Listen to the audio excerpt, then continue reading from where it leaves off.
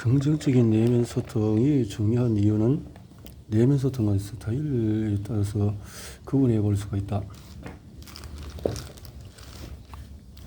내면 소통의 또 하나의 중요한 특징은 사람마다 특징인 이야기 스타일이 있다는 것이다. 이야기 스타일은 그 설명의 방식이다. 자신이 경험하는 사건에 대해서 우리는 자동적으로 의미를 부여하고 흔히 인간관계적인 설명을 한다. 마틴 셀리그먼은 이를 설명 스타일이라고 부르고 다른 학자들은 전통적으로 기임 스타일이라고 부른다. 어떤 사건이 벌어졌을 때 자신도 모르게 저절로 내가 이러저러한 이유로 그랬을 것이라고 추론하는 스토리 방식을 가리킨다. 내면 소통에도 이런 이야기 스타일이 있다. 가장 기본적인 스타일 분류 방법은 부정적인 것과 긍정적인 것으로 나누는 것이다. 어떤 기회에서든 내가 스스로 나 자신을 깎아내리고 비난하고 비판하고 미워하고 혐오하는 내면 소통을 습관적으로 반복하는 사람은 부정적인 내면 소통 스타일을 지닌 사람이다. 이런 사람은 스스로 변도체를 활성화하고 스트레스 호르몬 수준을 높이는 습관을 지녔기 때문에 당연히 전단주 피질의 기능이 저하되어 있고 마음 근력도 상대적으로 허약하기에 마련이다. 마음 근력을 강화하기 위해서는 전년도 피질 신경망을 활성화해야 하고 그러기 위해서는 긍정적인 내면 소통 스타일을 습관해야 한다. 어떤 이유에서든 자기 자신을 존중하고 격려하고 믿어주고 사랑하고 아끼고 소중히 여기는 내면 소통을 습관적으로 반복하는 사람은 긍정적인 내면 소통 스타일을 지닌 사람이다. 이런 사람은 전전도 피질을 중심으로 한 신경망이 강화되어 있고 과도한 빈도체의 활성화로 인한 부정적인 정서의 체험을 거의 하지 않는다. 당연히 강력한 마음 근력의 소유자가 된다. 내면 소통 훈련을 통해서 자기 자신이 어떻게 내면 소통을 하는지 그 일정한 패턴과 스타일을 지속적으로 발견하고 알아차리는 것이 매우 중요하다.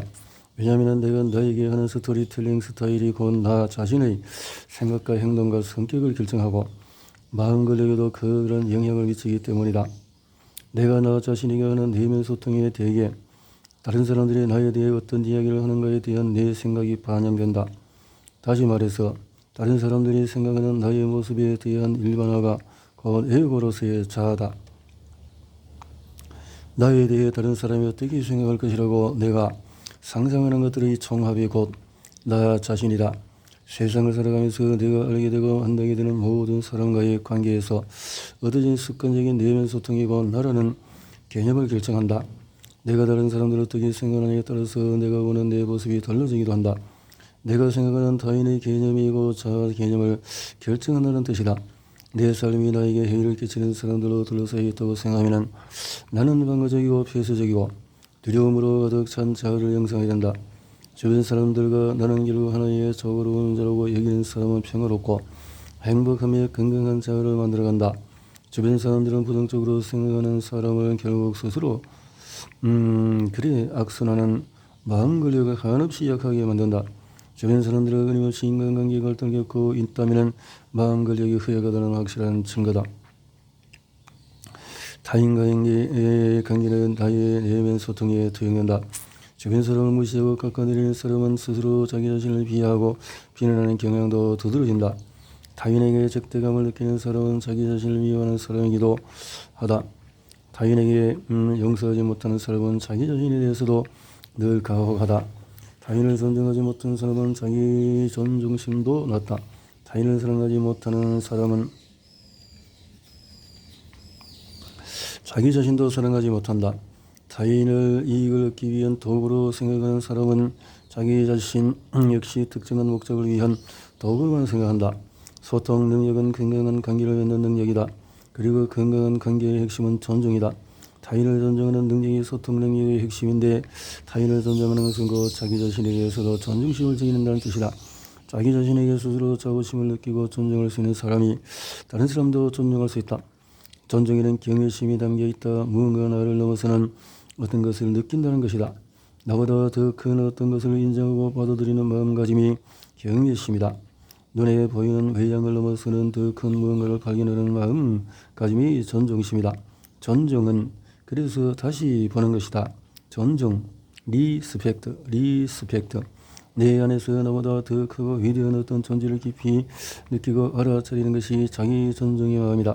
나를 존중해야 타인을 존중할 수 있고 나 자신을 기억이 여기야 타인을 사랑할 수 있으며 나를 용서해야 타인을 용서할 수 있다. 자기 자신을 잘 보살피는 사람이 타인을 배려할 수가 있다. 내면 소통과 힘에 관한 구체적인 사례는 플라시보 최면 선문답. 내면 소통과 커뮤니케이션 효과.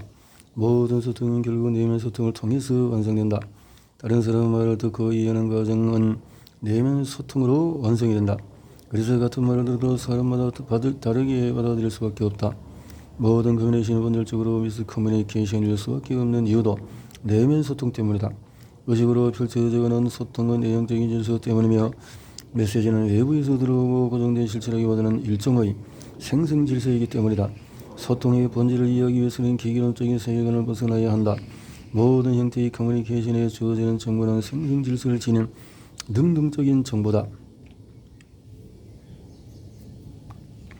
모든 정보는 마치 땅에 뿌려지는 씨앗이나 숙제에 기생하는 바이러스와도 같다. 땅이나 숙제가 어떤 상태에 따라서 씨앗이나 바이러스는 전혀 다르게 성장한다. 우리가 어떤 설명을 듣거나 책을 읽을 때도 마찬가지다. 객관적이고 고정된 실체로서의 메시지가 우리 머릿속에 투입되는 것이 아니라 마치 씨앗이 뿌려지고 바이러스가 퍼지듯이 생성질서로서의 메시지가 펼쳐지는 것이다. 대인 소통을 통해서 전해지는 메시지와 정보는 내면 소통을 통해서 우리 의식으로 내용적인 펼쳐짐을 하는 생성질서를 갖는다. 전통적으로 커뮤니케이션이나 사회 심리학에서 인간 뇌를 작동 방식을 할 수 없는 일종의 분리박스로 전제하고서 커뮤니케이션에 투입되는 정보 내용,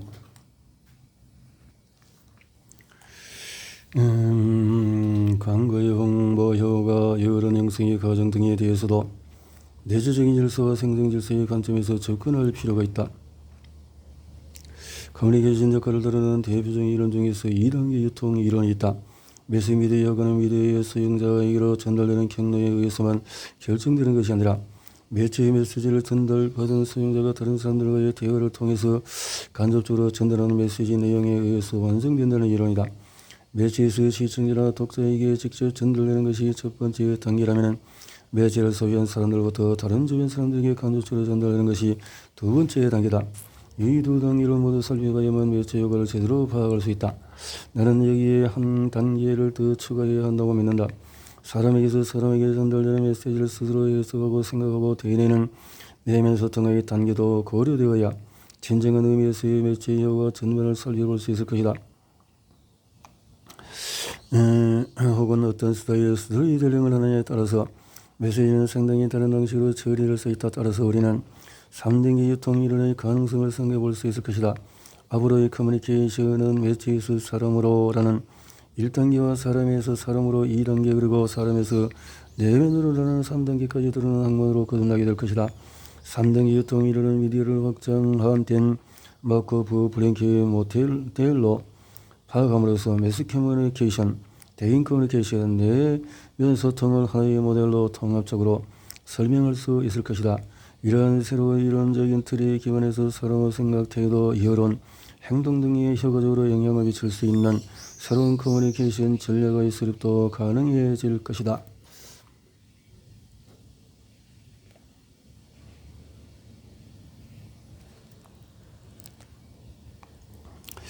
내가 나에게 하는 말 힘 플라시보. 우리 각자에게 나라는 존재는 분명히 실체다.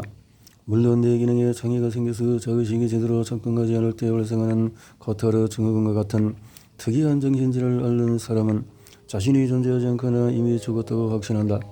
그러한 경우가 아니라면 우리는 모두 나라는 존재가 분명히 있다고 믿는다. 물론 내가 존재한다는 이 느낌은 인간의 의식이 가져오는 한 기능이다. 그런데 이 나라는 자의식의 실체는 지속적인 스토리텔링이 만들어내는 것이다.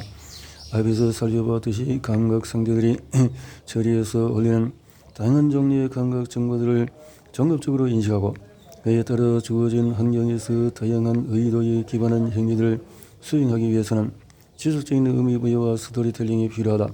자의식인 지속적인 내면 소통 과정 그 자체라고 할 수 있다. 따라서 어떤 내면 소통을 하느냐에 따라서 어떠한 자아가 형성되는가가 결정이 된다. 마음관리 훈련은 자신이 원하는 자아를 꾸준히 형성해 나가기 위해 그에 맞는 내면 소통을 반복적으로 하는 것이다. 이때의 의도적인 내면 소통은 내적인 셀프 토크다. 일상에서 자기 자신에 대해서 스스로 어떻게 생각하는지에 따라 내가 스스로 자신에게 반복해서 하는 이야기가 어떤 내용인가에 따라 자신을 실제로 변화시킬 수 있다. 마코프 블랭키 모델에서 내부 상태에 자리 잡고 있는 생성 모델로서의 에이전트가 습관적으로 하는 스토리텔링과 의미 부여의 방식을 바꿔갈 수 있다는 뜻이다. 자아에 대해서 일상적으로 어떻게 생각하는가, 스스로 습관적으로 어떤 내면 소통을 하는가에 내가 어떤 사람인가를 결정한다. 자의식은 세상에 대한 너의 모든 경험을 총괄하는 존재이므로 자의식이 바뀌면 곧 네가 몸담고 살아가는 이 세상도 바뀌게 된다. 마음 권력은 나를 바꿈으로써 세계를 바꾸는 일이다. 나라는 존재 자체가 일종의 스토리텔링으로 내가 너에게 하는 내면 소통을 바꾸면 나 자신이 바뀌게 된다. 내가 나 자신에게 진심으로 하는 말은 즉각적으로 또 절대적인 영향력을 지닌다. 자기 자신에 대해서 진심으로 나는 강하다 라고 생각하면 그 사람은 실제로 강해진다. 반대로 나는 지금 아픈 게 확실해 라고 자기 자신에게 말하면 그 사람은 실제로 아픔을 느끼게 된다. 나의 내면 소통이 내가 나에게 하는 말이나 생각이 나 자신에게 강력한 효과를 미치는 현상은 플라시보 효과를 통해서 잘 알려져 있다. 밀가루나 식염수를 새로 개발된 신약으로 알고 먹으면 내가 먹는 이 약이 병을 낫게 해줄 것이라고 믿게 된다. 그러한 믿음의 본질은 내가 나에게 하는 내면 소통의 일종이다. 이에 따라서 약효가 나타나게 되는 데에는 단순히 심리적인 차원의 문제가 아니다. 몸은 실제로 낫지 않았지만 나았다고 느낀다든지 그냥 그렇게 생각하는 것에 불과하다는 뜻이 아니다. 플라시보 효과는 실제로 약효가 나타난다는 뜻이다. 미약을 진짜 약이라고 믿으면 그 생물학적으로 생리 변화가 실제 몸에 나타난다. 나은 것 같은 기분이 드는 것이 아니라 실제로 낫게 된다. 플라시보 효과가 처음 발견된 것은 전쟁터다. 부상력을 빨리 수술하는 빈급한 상황인데 모르핀이 없던 야전 상황에서 어쩔 수 없이 생리식염수를 마취제인 양 주사하고 수술하기 시작했다. 그런데 놀랍게도 심리 세균수를 받은 부상병들은 나는 지금 마취제를 맞는구나 라고 믿었고 마취제를 맞은 것처럼 통증을 거의 느끼지 못했다.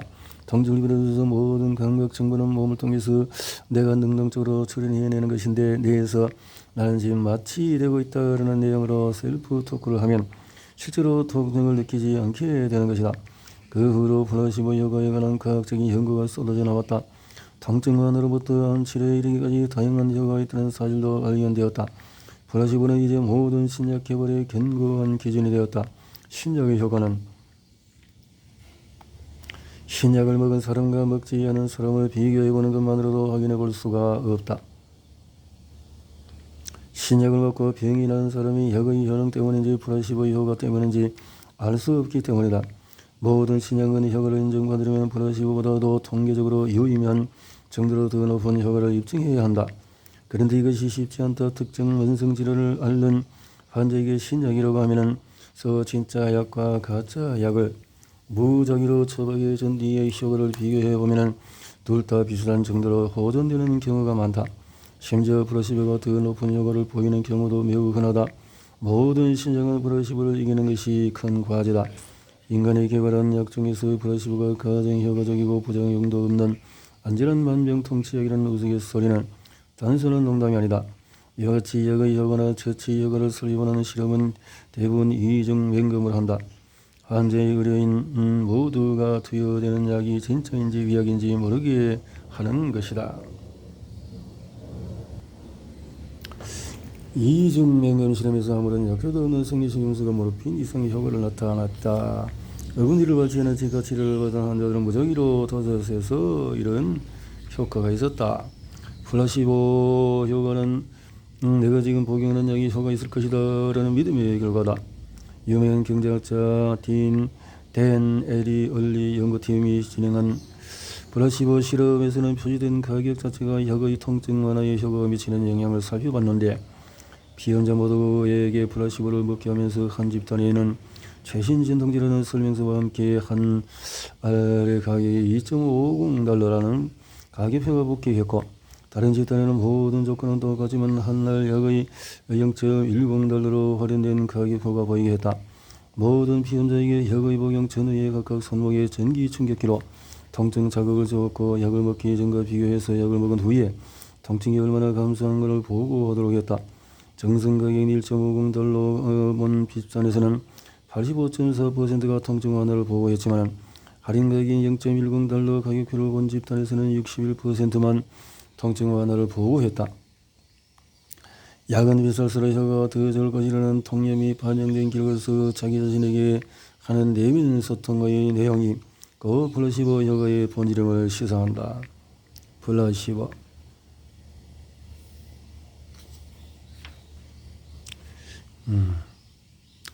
자의식의 일시적인 정지, 체면과 선문답, 마음 권력 권력을 위해서 새로운 내용의 내면 소통을 내면화하는 것은 쉬운 일이 아니다. 플라시보 효과에서 중요한 것은 위약이 실제로 효능이 있는 진짜 약이라고 믿는 것이다. 살펴봤듯이 혹은 암시로 번역되는 서그제션이라는 단어에는 제안이라는 뜻도 있다. 제안. 자의식은 마코 블랭킨 모델의 내부 상태에서 작동하는 스토리텔러로서 자신이 보고 듣고 느끼는 모든 경험에 대해서 끊임없이 멘털 코멘터리를 부여한다. 또 스스로 하고자 하는 모든 행위에 앞서 의도를 만들어내는 생성 모델이다. 지속적이고도 자동적으로 흘러가는 스토리텔링을 보다 효율적으로 생성하기 위해서 우리의 자의식은 습관적으로 작동하는 다양한 생성 모델에 의존한다. 이러한 생성 모델의 집합체가 곧 자아로서의 나라는 관념이 된다. 최면에 걸린다는 것은 외부에서 들려오는 다른 사람의 암시를 나의 내면 소통으로 그대로 받아들인다는 뜻이다.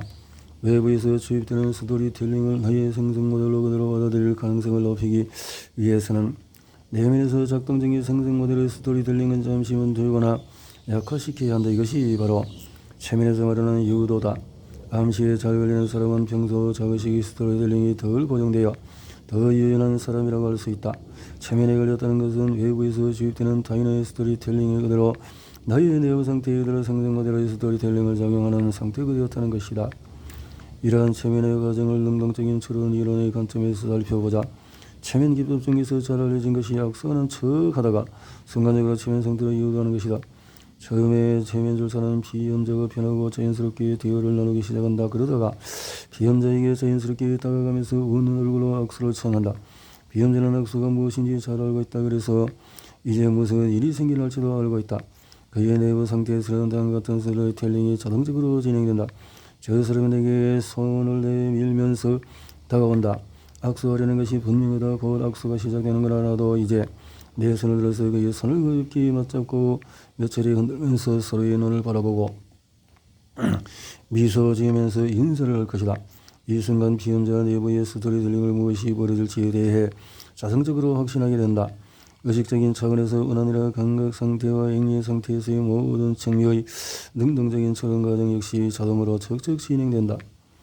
비험자도 미소를 지으면서 손을 내미는 순간에 체면술사는 비험자와 악수하는 척하다가 손이 맞닿기 직전에 재빨리 비험자의 손목을 부드럽게 잡고 비험자의 얼굴 앞으로 들어올려 비험자로 하여금 자기 손바닥을 보게 한다.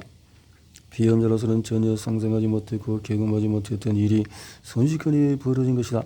비험자의 내부 상태는 순간에 혼란에 빠진다. 갑자기 내가 내 손바닥을 보고 있다니 이 무슨 상황인지 얼른 해석이 안 되기 때문에 감각 상태나 행위 상태도 혼란에 빠지고 멘털 코멘터리나 스토리텔링도 멈춰버린다. 엄청난 예측 오류와 서프라이즈가 발생했으나 그에 따른 오류 정정이 메커니즘이나 자유에너지 최소화의 기능이 얼른 작동하지 않는 상태가 되는 것이다. 기존의 생성 모델은 순간적으로 쓸모없는 것이 되었고 폐기될 수밖에 없는데도 그것을 대체할 새로운 생성 모델은 얼른 생각나지 않는다. 이때 체면술사가 암시를 주면은 비험자는 그런 암시를 그대로 자신의 스토리텔링으로 처리하여 내려보낸다. 자, 이제 비험자는 체면술사의 말대로 세상을 보게 된다. 감각 상태에서 올라온 다양한 감각 정보를 해석하는 스토리텔링을 체면술사의 암시대로 하게 되는 것이다. 감각 상태뿐 아니라 행위 상태 역시 마찬가지다. 지금 달리기를 하고 있다고 말해주면 갑자기 벌떡 일어나 달리기를 시작하고 잠든다고 말하면 누워서 자기 시작한다. 내부의 상태의 스토리텔러 생성 모델을 약화시키는 것 혹은 감각 상태와 행위 상태의 조치를 바꾼다는 것은 늘 작동 중이던 자의식을 잠시 멈추는 것을 뜻한다. 영국의 유명한 체면술사인 데이러 브라운이 들려주는 일하는 낯선 사람과의 갈등이나 싸움을 피하는 특별한 방법을 알려준다. 어느 날 그는 마술 컨벤션에 참여했다가 쇼를 마치고 새벽 3시에 호텔로 들어가기 위해 화려한 무대복 차림으로 거리를 걷게 되었다. 취객에게 우리 집 바깥에 있는 담장은 높이가 4피도 않는다라고 대답했다. 그래서 상대방은 무슨 말인가 해서 뭐라고 하면서 당황하기 시작했다. 대리는 물어보는 계속해서 이렇게 말했다. 우리 집 담장 높이가 4피도밖에 안 된다고요. 나는 서편에서 오래 사는 적이 있는데 그 동네의 담장은 다 높았지요. 그에 비해서 우리 동네의 집들의 담장은 정말 너무나도 낮죠. 말도 안 되게 낮아요. 이렇게 엉뚱한 이야기를 계속 시끄랬던 것이다. 이야기를 들으면서 황당해하던 취객은 갑자기 공격 성향이 확 낮아지더니 온몸이 굉장히 풀린 듯이 그 자리에 주저앉았다. 데일런 브라운도 같이 옆에 앉아서 오늘 무슨 일이냐고 물었고, 그제 취객은 여자친구와 싸웠다라고 하면서 신세한탄을 하기 시작했다. 둘은 이런저런 대화를 나누다가 각자 갈 길을 갔다. 데일런 브라운은 갑자기 맥락을 벗어나는 스토리텔링을 함으로써 취객의 내부 상태에서 작동하는 폭력적인 행위의 생성 모델을 무력화하여 이 상황을 모면할 수 있었던 것이다. 내면 소통 훈련 중에서 가장 중요한 요소 중에 하나는 나의 내면에서 끊임없이 생성하는 멘털 코멘터리를 스스로 알아차리는 것이다. 우리는 일상생활에서 지속적으로 스토리텔링한다. 이 세상이 나에게 주는 수많은 암시에 의해서 나의 생각, 행동, 경험 등은 많은 영향을 받게 된다. 나의 내부에서 끊임없이 솟아오른 것처럼 느껴지는 나의 생각이나 경험이 사실은 외부로부터 주입된 온갖 스토리텔링의 결과임을 분명히 알아차리는 것이 내면 소통 훈련의 기본 목표다. 내 머릿속을 지배하는 자동으로 흘러가는 외부에서 유입된 이야기와 멘털 코멘터리에서 벗어나는 것이 내면 소통 훈련의 목적이다. 갑작스레 맥락을 벗어나는 대화를 통해서 고정된 자의식 혹은 습관적인 스토리텔링을 뒤흔드는 것은 최민술사만의 전유물이 아니다.